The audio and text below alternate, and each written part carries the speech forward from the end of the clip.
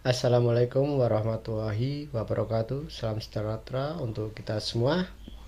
Pada siang hari ini kembali kita akan melanjutkan pembahasan terkait petunjuk teknis penilaian indikator kinerja pelaksanaan anggaran atau IKPA tahun 2020.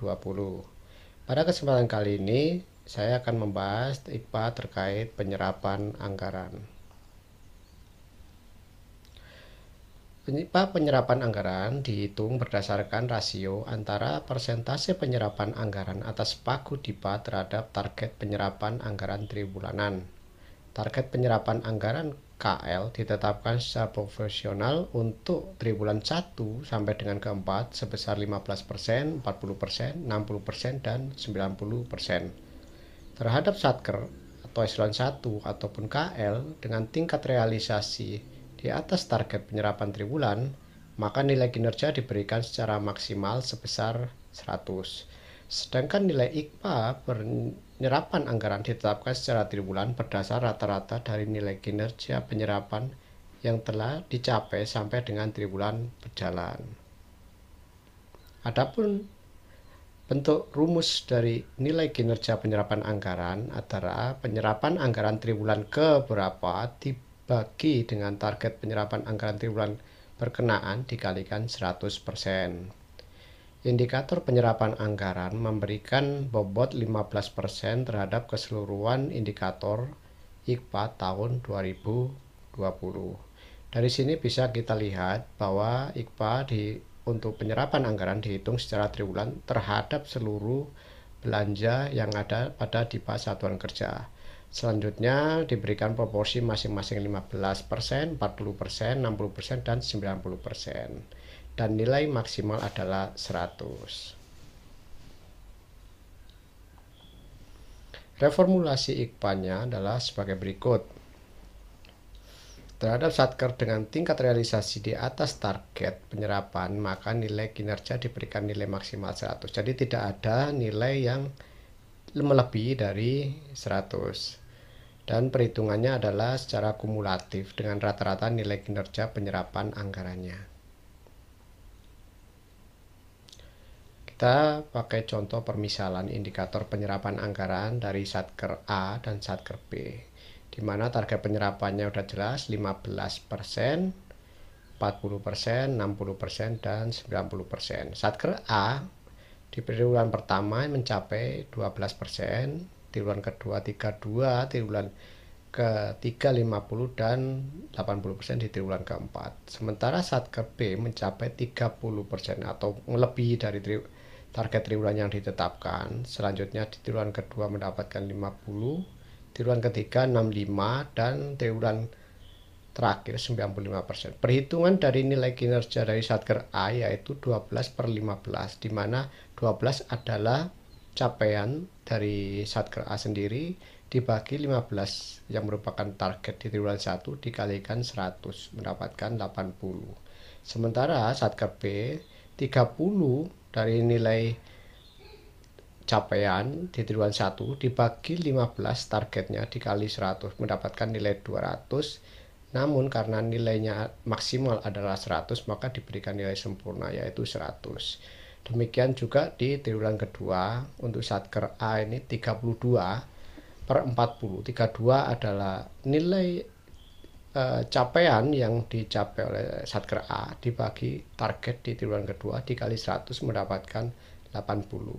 Begitu juga dengan Satker B, dari yang dicapai yaitu 50 dibagi 40 target triwulan 2 dikalikan 100 sama dengan 125, dan nilai maksimal tetap 100. Begitu juga perhitungan di triwulan ketiga dan triwulan keempat untuk nilai kinerja Satker A dan Satker B.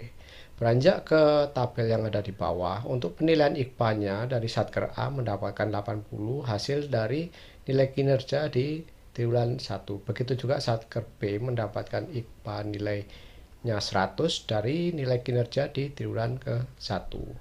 Beranjak ke triwulan kedua, karena ini adalah nilai rata-rata kumulatif, maka untuk Satker A mendapatkan 80 dihitung dari 80 ditambahkan 80 dibagi 2. Jadi di sini nilai dari kinerja di triwulan 1 ditambahkan nilai kinerja di triwulan 2 dibagi 2 jumlah triwulan yang udah dilewati sama dengan 80. Begitu juga di triwulan ketiga, yaitu 80 dari nilai kinerja di triwulan pertama ditambahkan nilai kinerja di triwulan kedua ditambahkan nilai kinerja di triwulan ketiga 83,33 dibagi 3, yaitu jumlah triwulan yang udah dilewati dibagi 3 sama dengan 81,11.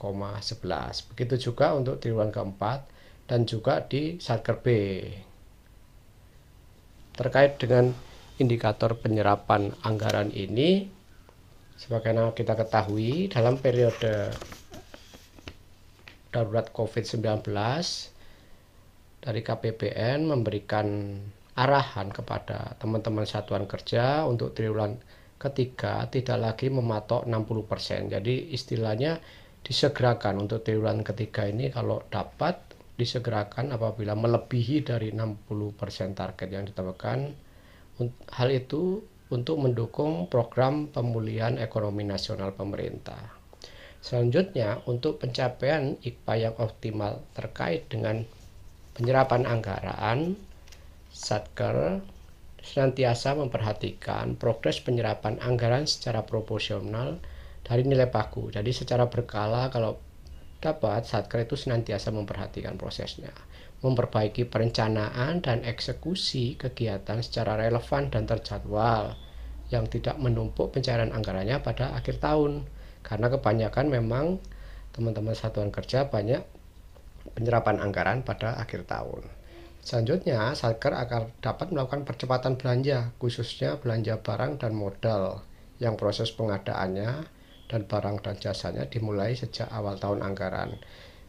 Tadi terkait dengan realisasi indikator penyerapan anggaran ini, mungkin fokusnya di belanja barang, belanja modal, karena kalau belanja pegawai kemungkinan data sepanjang tahun sudah ada gitu kan, yang untuk membayar gaji, misalnya untuk belanja pegawai, untuk uang makan dan honorarium udah terjadwal. Namun untuk belanja 52 dan 53 mungkin teman-teman Satker bisa merencanakan lebih baik dan disesuaikan dengan target capaian dari masing-masing indikator di triwulan 1 sampai dengan triwulan keempat.